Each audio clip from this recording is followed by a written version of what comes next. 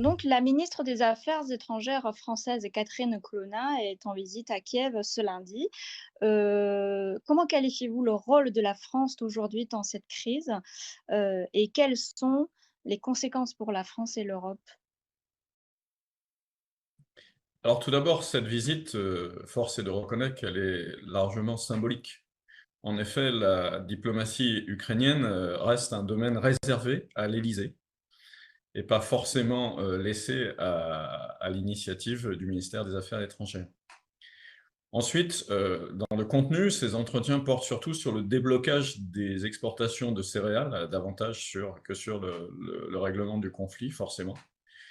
Et enfin, les mesures sont elles-mêmes assez symboliques avec des cérémonies de cession de voitures de pompiers, par exemple, à des municipalités ukrainiennes.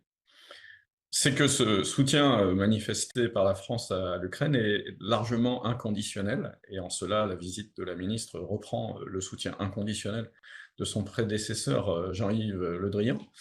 Et on peut regretter que ce soutien ne soit pas davantage assorti de garanties de maîtrise de la violence et de désescalade, alors que l'Ukraine entretient un dialogue de sourds avec la Russie qui semble ne pas déboucher, et que la livraison d'artillerie à longue portée à l'Ukraine, qui permet des attaques sur le sol russe, va plutôt dans le sens de l'escalade du conflit que de la désescalade. Enfin, on pourra regretter que ce soutien soit bien tardif, puisque la guerre dure depuis 2014, depuis le lancement de l'opération antiterroriste, comme l'a qualifié le nouveau régime de Kiev en bombardant les populations russophones de l'Est du pays.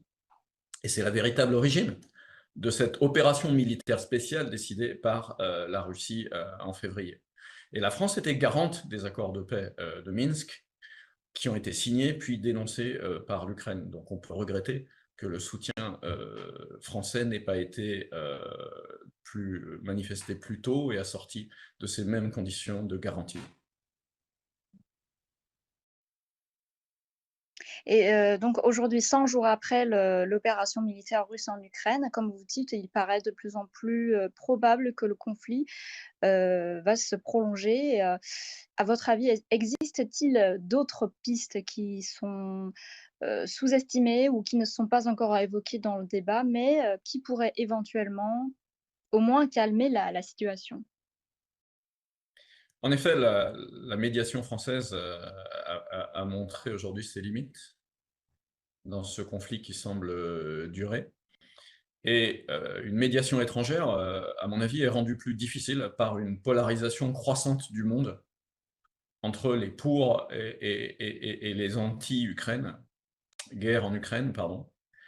Et le rôle plus efficace qu'on pourrait attendre de puissances étrangères pourrait être peut-être confié à des positions plus équilibrées dans ce conflit, comme celle de la Chine ou de l'Union africaine, ou par des acteurs diplomatiques encore émergents, par exemple au Moyen-Orient ou en Asie, qui pourraient, avec ce rôle même d'outsider et de challenger, offrir un débouché diplomatique à un conflit qui pour l'instant en est bien dépourvu.